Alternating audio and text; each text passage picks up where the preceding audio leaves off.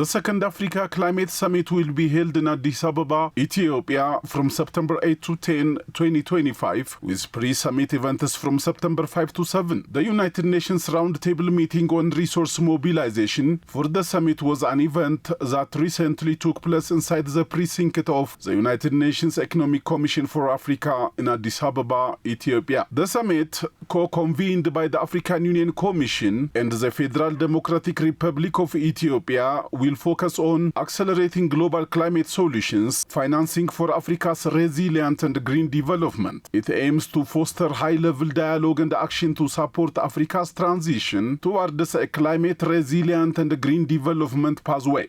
It is both an honor and a pleasure to be with you today to engage in this noble mission, one grounded in collaboration and shared prosperity to find effective solutions to the escalating climate crisis, especially as it affects our continent, Africa, as we always say. Africa contributes less than 4% of global greenhouse gas emissions, which is so negligible. Yet, paradoxically, our continent bears a disproportionate share of the impacts of climate change, from prolonged droughts and catastrophic floods to desert locust invasions and the increasing spread of zoonotic diseases. Ethiopia is a true testament where this all happens. And, I always want to say this: climate for us is not some some fancy word that we discuss on conferences and big events. For us, it's an existential threat happening more frequently than ever, impacting lives and livelihoods, and seeing livelihoods vanish, with our own eyes in our own face. What's happening in southern and eastern part of the country, the drought, loss of crops, loss of productivity, loss of livestock millions because of low adaptive capacity. We cannot do anything about it. Recently, we are seeing landslides in lots of places, which is also, attributed to climate change. So, for us, climate change is a real threat that really requires a real action. It's a challenge in all African countries, of course, across the globe. We talk about Africa because it's Africa Climate Summit. Climate change is a global challenge, but it is affecting, it's a real challenge when it comes to Africa, and our region is more vulnerable to climate change. To illustrate, the Intergovernmental Panel on Climate Change in its sixth assessment report highlights the sub-Saharan Africa has suffered a 34% decline in agricultural productivity since the 1960s due to climate change. So we have to accept this, we have to say numbers, because especially now, some big corners of the world are doubting even climate change exists. So it's really important that we mention science really clearly says that climate change exists and it's impacting lots of lives and livelihoods. This is particularly devastating considering that 60% of Africans rely on rain-fed agriculture for their livelihoods.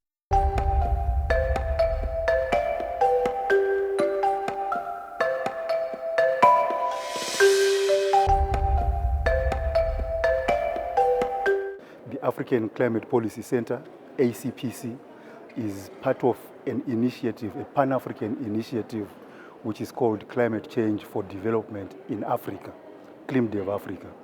This initiative is an initiative of the United Nations Economic Commission for Africa, the Africa Union Commission, and the Africa Development Bank, and it is intended to build Africa's capacity to address the climate challenge. Now, the Africa Union Commission is co-hosting the Africa Climate Summit with the government of Ethiopia. And through our membership of the CLIMDEV Africa initiative, we are supporting the hosting of the Africa Climate Summit. And one of our flagship events, the Climate Change and Development in Africa Conference, CCDA, in fact is going to be the technical pre-event of the summit, which is going to bring together all of the technical expertise of African nations to discuss the key issues that are going to be on the agenda of the Africa Climate Summit. We have to be conscious that the climate negotiations have been ongoing for quite a long time. There have been a lot of steps that have been made towards achieving the objectives of the Paris Agreement, but there continue also to be huge challenges ahead. So we hope that the Africa Climate Summit is going to contribute innovative solutions to some of the challenges that are facing climate action in Africa and globally. Innovative solutions in the sense of contributing towards ideas about how to finance climate action, ideas about technological solutions, and ideas about capacity building so that we become better able to address the climate challenge. Remember that the climate change is occurring at a rate that is probably faster than the solutions that we're developing. So we need to find ways of ensuring that our response in fact matches the size of the challenge.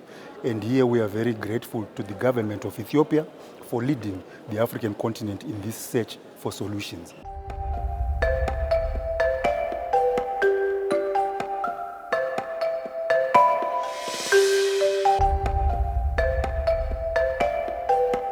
On behalf of the Executive Secretary of the UN Economic Commission for Africa, I would like to extend our deepest appreciation to the government of Ethiopia and the African Union Commission for stepping forward to co-host this timely and important summit. ECA is extremely proud of this long and productive partnership and collaboration with Ethiopia and the African Union Commission and UN agencies across Africa in pursuit of accelerated sustainable development on the continent. Most recently through the implementation of the UN SDGs and the African Union Agenda 2063.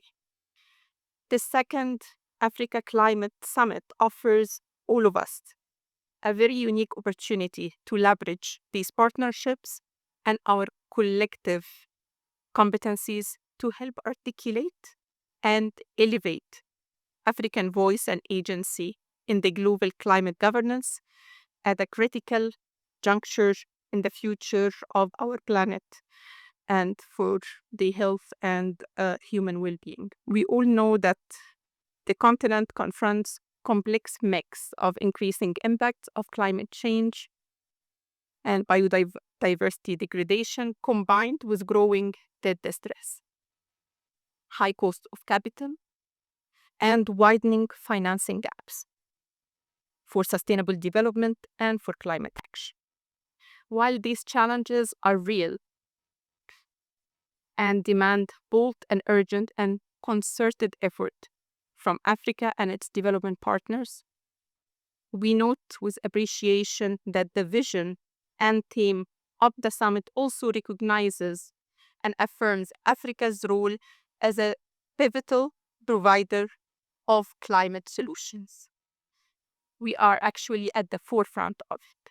This is not just an assertion from Ethiopia's Green Legacy Initiative, which planted over 40 billion seedlings since 2019, to the AFR 100 Africa Forest Restoration Initiative, a country-led effort to bring 100 million hectares of land in Africa into restorations by 2030.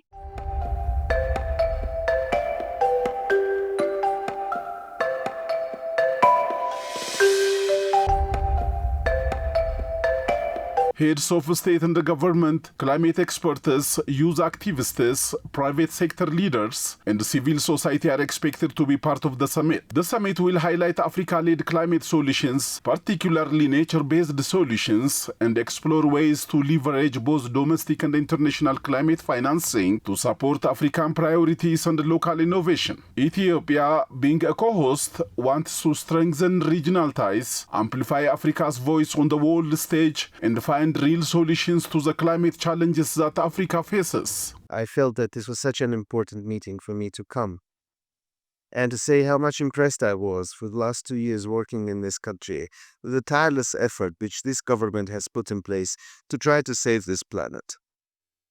We often talk about the BRICS, we often talk about Brazil being the lungs of the Amazon, being the lungs of the planet. But I think at this speed, we soon will be talking about Ethiopia becoming the lungs of this planet. And I don't know any other place in the world where the people have been planting billions of trees. And as I recently went to do some of my outgoing and incoming briefings at some of the European capitals, and I have seen the absolutely scorching heat hitting the Europe, I was saying, my God, we need to have a green legacy initiative here now to plant the trees and to save the planet. So the call is so strong to do so. I would like to welcome all the partnerships which have been driving the innovation. It's so interesting to see Addis Ababa these days with so many electric cars driven by ingenuity of Chinese innovation. And we're seeing this everywhere, how important this partnership and bringing the green solutions to drive the transition, because this is the future. And these bold moves of Ethiopia embracing it with support of the major partners from the BRICS and bringing these new technologies here on the table and also expanding this to the rest of the Africa is so important. It's so important that that you actually travel the rest of the world, that you don't see these things being taking place. So this is the place of the beginnings, and many of these beginnings are here. So let's recognize that. Let's recognize and applaud this minister and this government for what they're doing, because they should hear it more often, because what they're doing is actually groundbreaking. Thank you so much for doing it. Now, as we take moments to celebrate these amazing achievements, and as we will be having so many interesting events here later, a Food Systems Stocktake Conference, another landmark conference which will be taking place here again, very important meeting to see how we're actually linking the green legacy, how we're linking the transitions to the food security. We also need to recognize that the financial flows to the continent are not adequate. While the continent is contributing the smallest percentage of the emissions and of the climate change, it's on the taking side of this disaster.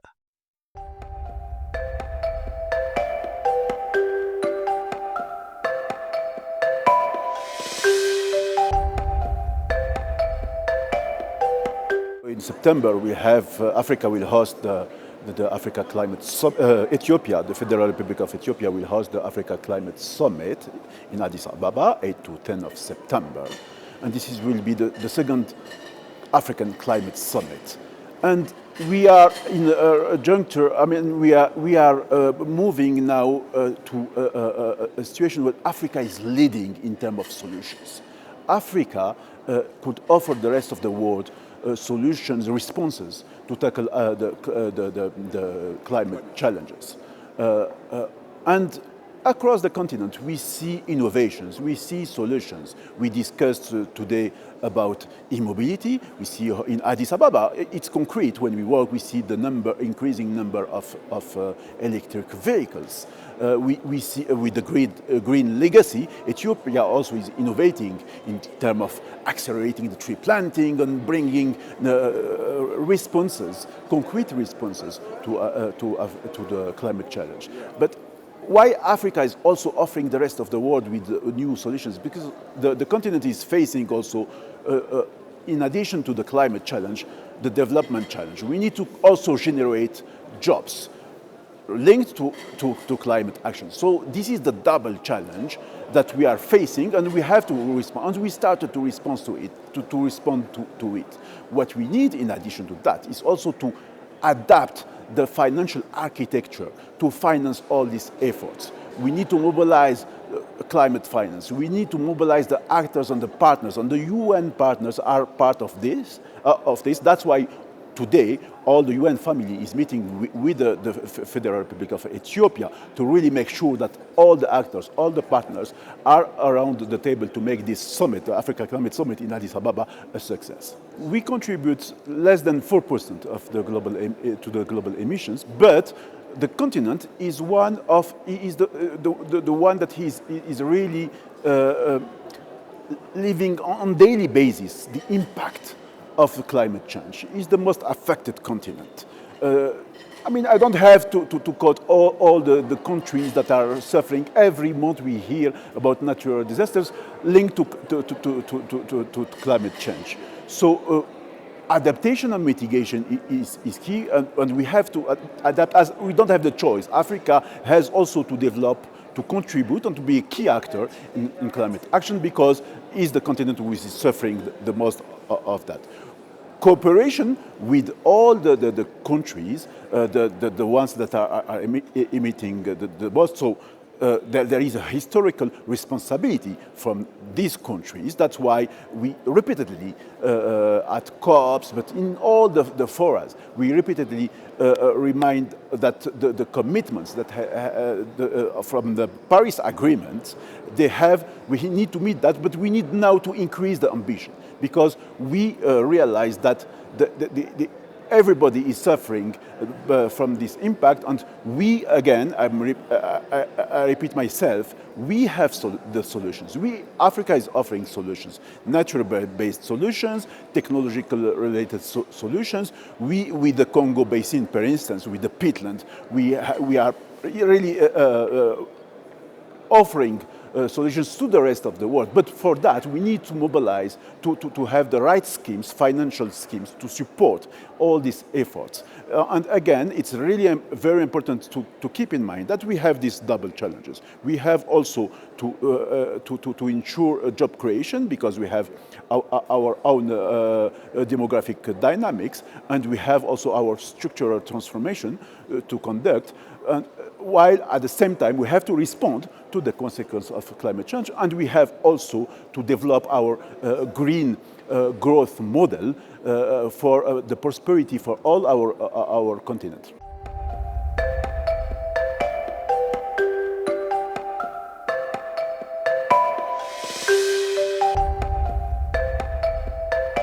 As we mark 30 years since the adoption of the UNFCCC and a decade of Paris Agreement, the world remains off track in meeting the goals we collectively set. Because the goals are about interventions, the goals are about commitment, the goals are about programs, projects that really need financing, that really need decisions, and the choices that we make every day as leaders, as political leaders, as leaders on. All right. The 2024 UNEP emissions gap report underscores this urgency, noting that to stay within the 1.5 degree centigrade limit, global emissions must decline by 42% by 2030 and 57% by 2035 compared to the 2019 levels. This calls for not only strengthened implementation of existing climate policies, but also a rapid acceleration of low-carbon development anchored in the principles of common but differentiated responsibilities and respective capabilities in light of national circumstances. So, when we say Africa, the independent countries in Africa are different, so to speak, in terms of, the challenge that they face, but at the same time, the solutions and the investments that we require. So the challenges are common, but, the responsibilities are differentiated across the globe. There are corners of the world responsible for most of the emissions, but again, Africa has to struggle with the impact of climate change, but at the same time deliver development to its people, bring about prosperity for its children. So these two, which somehow look competing objectives, should be met at the same time. And Africa is, I have to say this, left alone to struggle with these two important objectives that it has to deliver to its people. So the responsibilities should be clear. So capabilities should be built. When we say climate and the climate discourse globally, and the lots of new initiatives, be it financing initiatives, are sometimes out of reach when it comes to Africa because of capabilities. They say climate finance is a lot out there, but it has been very far for Africa to be tapped because of capabilities. So these all issues should be tackled at the same time simultaneously while struggling to deliver development for our people. As a country deeply committed to sustainable development and climate resilience, DEBA believes strongly in the value of regional and global cooperation.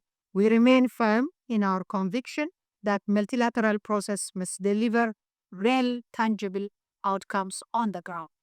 DEBA has long stood as a symbol of unity, resilience, and ambition from our leadership in the formation of the Organization of African Unity to our continued support to the African Union. The pre-summit events from September 5 to 7 will offer opportunities for youth, communities, and stakeholders to engage in dialogue and share experiences related to climate change. Ethiopia's Green Legacy Initiative, which promotes biodiversity conservation and renewable energy, will be highlighted as a national example of climate action. The summit is an opportunity for Ethiopia to demonstrate its commitment to practical climate solutions and solidify its role as a leader in Africa's climate agenda.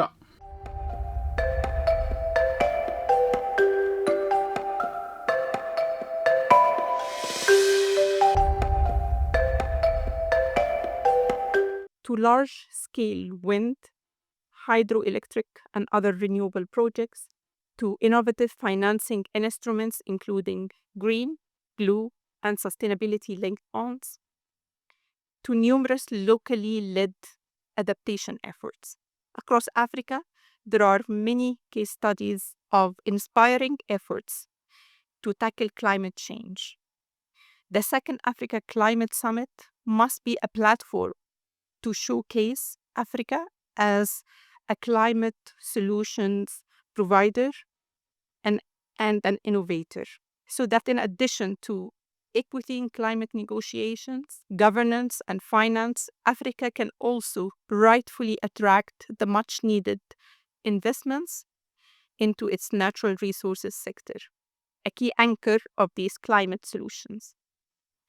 We salute the government of Ethiopia for making sure that this summit embodies exactly this vision. The UN Economic Commission for Africa stands fully behind this vision and reaffirms its strong commitment to supporting delivery of a successful Second Africa Climate Summit. We are happy to support the process through our participation in the continent and program committee. We are also happy to explore ways through which we can harness ECA's convening power and special relations with African development banks and other institutions to help also mobilize resources, not only to help convene the summit, but to take forward implementation of strategic recommendations that may come out of the summit. We look forward to exploring these and other opportunities for delivering the summit and post-summit activities with all of you. This is Africa's moment, not just to speak or to be heard, but also to lead. And let's find a way to seize that moment.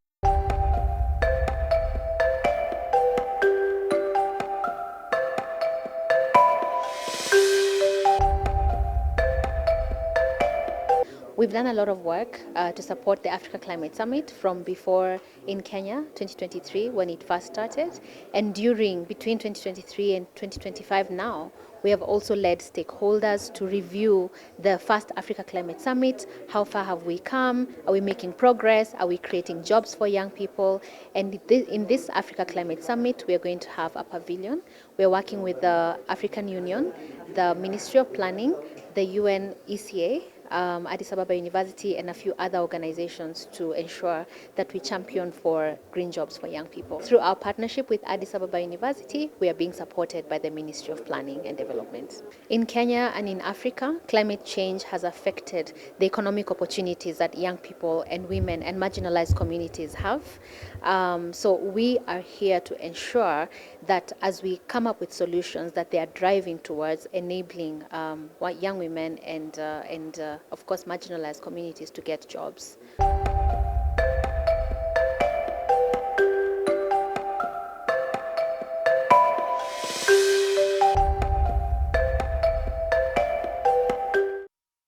And there's no justice in the fact that the access to the climate financing and the climate adaptation is not sufficient, and we need to work on that. In that respect, I would like to welcome very much the efforts of the IFA, and my colleagues is here, and they've been able to support some of it, but we need to put a lot more efforts in bringing resources on the table. And to do so, we need to join hands on the innovative solutions. We need to make sure that financing is in place. This continent doesn't need aid. This continent needs partnership. It needs justice. And it's about the time that it needs to have it. And they only need to raise this voice. And as the United Nations and the partners, it's our obligation to raise that voice and to make sure that these resources come and that these resources are made available to those who are actually have the uh, have the right to have them and are the rightful owner of that place. Our partnership framework with the government of Ethiopia, in which we do recognize the importance of African-led solutions for this country. And given the Ethiopia's important role as the leader on the continent, as a convener on the continent, in terms of recognizing the national ownership and the continental ownership of all change initiatives. Truth of the matter is, this cannot be seen just as an isolated Ethiopia initiative, where in the context of the where in the context of the continent, which functions as an organism. And it's important that we work very closely with available and interested. And here I'm not talking just about the traditional Western donors. I'm talking first of all about the partnerships, the triangular cooperation, and the importance of working with private sector. We have tracking systems for see where the financial flows are going, also working with the Ministry of Finance and yourself. So we cannot allow any overlaps at this point in time and any waste of the resources. Every dollar must be accounted for and it must be impactful. It's time of the process-oriented programs is gone. It's a time for focusing on impact and prioritization. In conclusion, let me just recognize again how extremely pleased and happy I was to render my services to the people of Ethiopia, to the government of Ethiopia in the last 2 years. I applaud your resilience. I applaud your forward-looking and progressive stance despite of adversity. And I'm more than sure that this country is on a very strong path towards prosperity. And we will only see more of important developments and of the global resonance which will come from these amazing initiatives.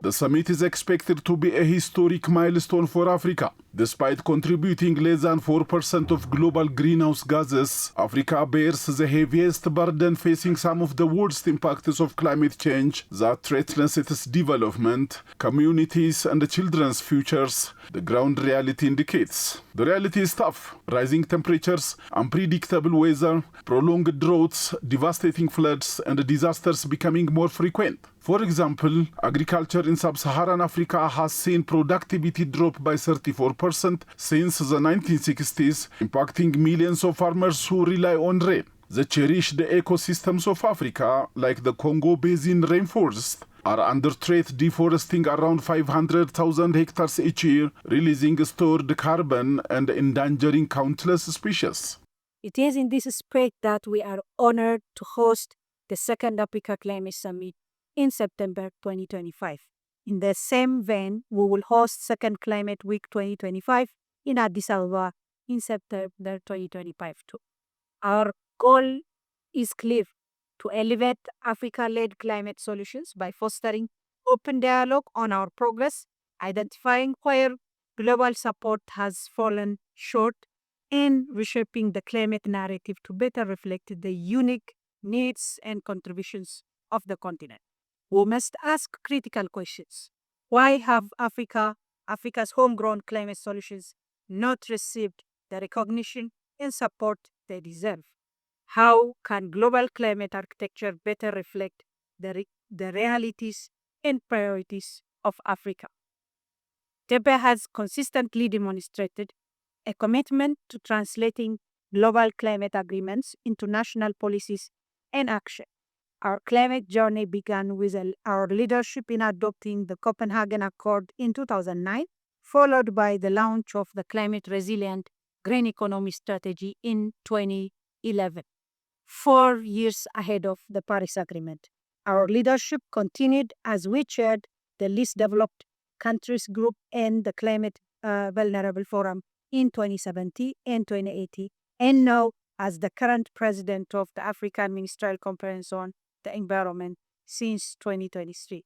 TOPE is proud to lead by example through bold, practical initiatives, which can be considered, as homegrown solutions, African solutions, which should be scaled up elsewhere, like the Green Legacy Initiative, which has planted over 40 billion trees in 6 years, our transition to renewable energy both for domestic use and regional export, a transformative transport policy promoting e-mobility, including a ban on importing fossil fuel vehicles, our corridor development program to build climate resilient, inclusive, and livable cities. Across the continent, from north to south, east to west, many African nations have similarly developed effective and locally grounded climate solutions. These must be recognized, celebrated, and scaled up, as well as supported financially and in technology development and transfer. Excellencies, distinguished guests, Africa's climate ambition must be matched by tangible global support. We call on developed countries to triple their commitment to providing the means of implementation, which is finance, technology transfer, and capacity building as set out under the UNFCCC and Paris Agreement. We also urge all stakeholders, governments, and the private sector and financial institutions to forge partnership and invest in Africa's green transition. The second African Climate Summit in Addis Ababa at the Addis International Convention Center will be a vital platform for forging these commitments. In this regard, we humbly call upon you to extend your financial and technical support to ensure the successful and impactful hosting of the summit. I'm confident that together we can build on our long-standing collaboration to make this summit a turning point, one that reshapes the global climate architecture and drives meaningful action on the ground. Together, let us deliver a legacy of ambition, unity, and resilience for Africa and the world.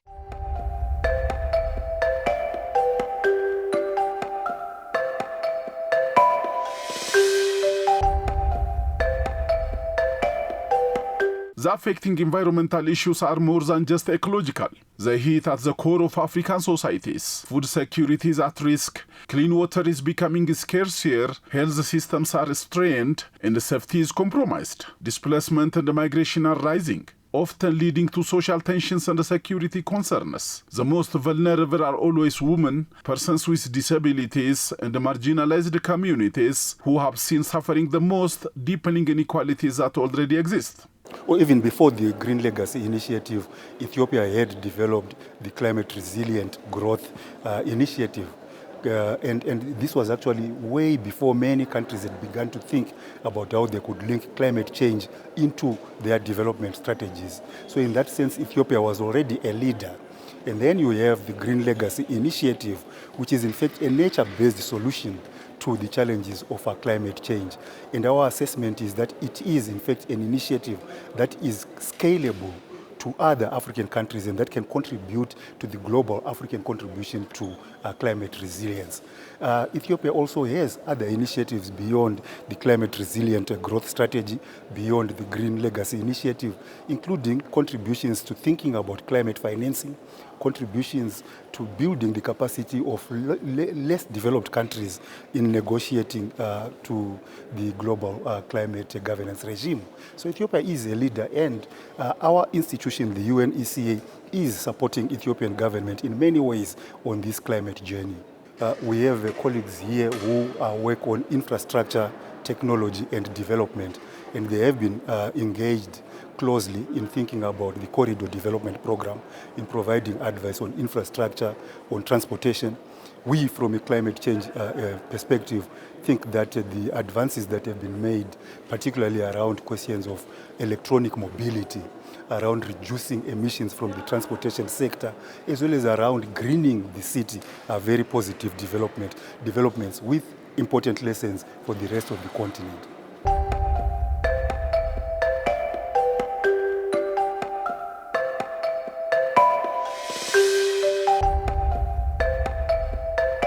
The Green Legacy is really is inspiring. It demonstrates how this is not just a top-down approach. It's really bringing all the people together because climate change is affecting everybody, and everybody has to contribute at every level how it can. So the Green Legacy initiative is really very inspiring, and is the demonstration that the response should be at all levels. This is what Ethiopia is demonstrating. Of course, as I said, the challenges are huge. Our countries are really affected. Research and development, developing natural-based solutions, adapting seeds, agriculture, climate-smart agriculture, all these efforts.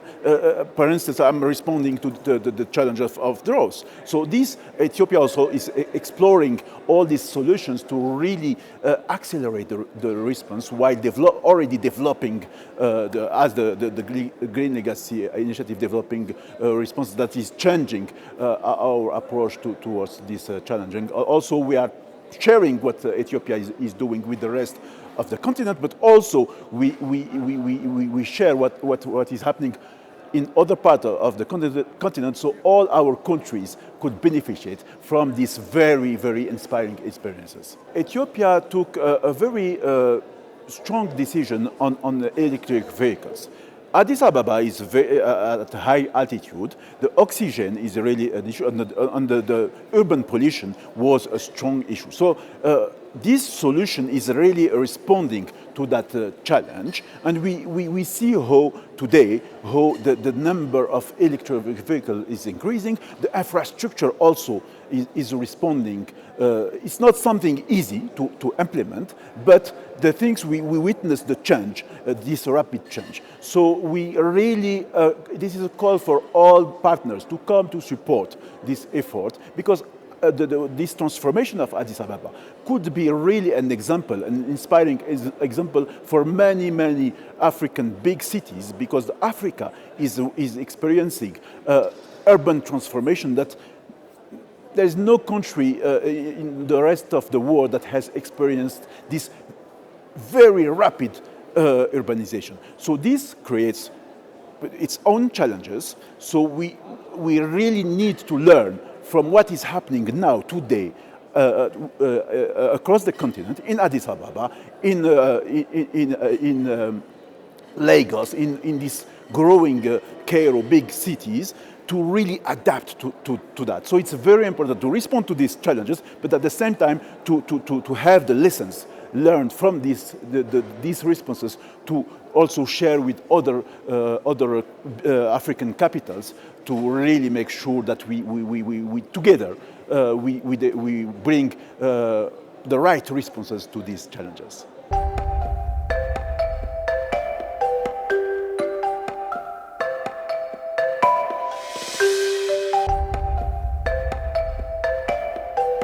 Despite the climate hardships, African countries are taking bold actions. Ethiopia's Green Legacy Initiative, planting over 40 billion trees since 2019, Kenya's ambitious goal of reaching 100% renewable energy by 2030, the Democratic Republic of Congo's efforts to conserve the Congo Basin, and the Great Green Wall project, restoring millions of hectares of degraded land and capturing hundreds of millions of tons of carbon dioxide, are just a few examples of how Africa is leading the way with solutions rooted in communities and environments. This is not a luxury. This is really part of us.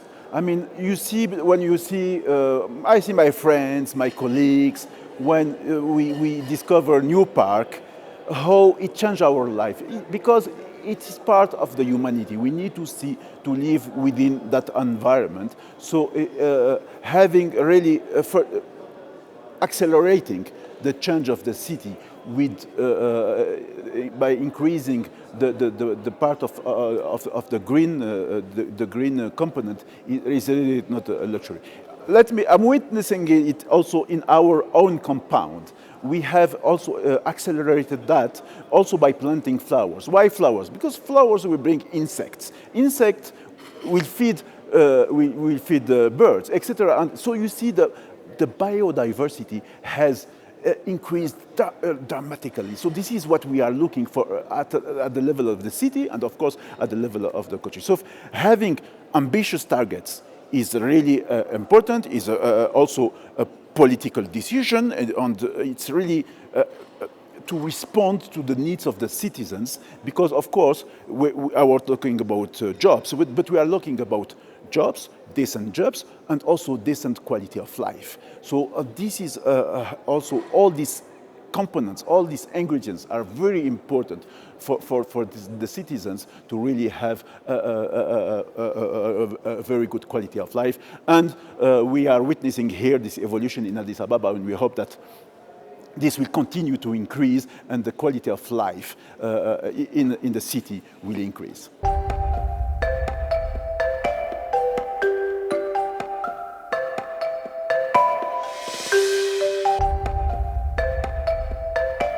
Africa is a leader. I think we're a leader.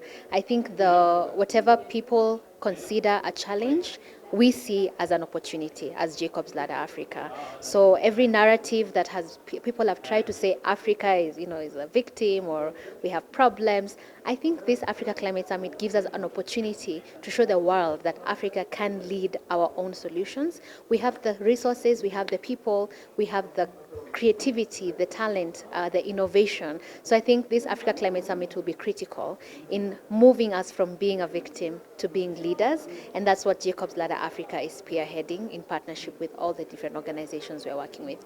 Yeah. I genuinely think Ethiopia has demonstrated leadership, and this is the right country to host Africa Climate Summit in 2025. Not only the Green Legacy project, I also know about the National Forum of Universities in Climate Action that's being spearheaded by the Ministry of Planning and Addis Ababa University. I just get the sense that Ethiopia is doing a lot, not only in climate change, but also in transforming the environment and creating opportunities for young people through skills development and job creation. In addition to the Green Jobs Pavilion, where we will be championing opportunities for young people in the climate space, jobs and skills development, we also would like to support the Ethiopian government with technical support for the outcomes and towards the summit. Excellent job. Ethiopia is doing an excellent job. Ethiopia has been a silent giant, so I hope with the African Climate Summit, the world will get to see what you're doing here with the different initiatives and the different programs to improve climate change. The summit is expected to catalyze African-led solutions for climate change and accelerate the implementation of existing climate commitments. It aims to shift the narrative of Africa from a climate change victim to a leader in innovative and sustainable solutions. The summit will address the critical issue of climate finance with a focus on mobilizing resources to support Africa's adaptation and mitigation efforts.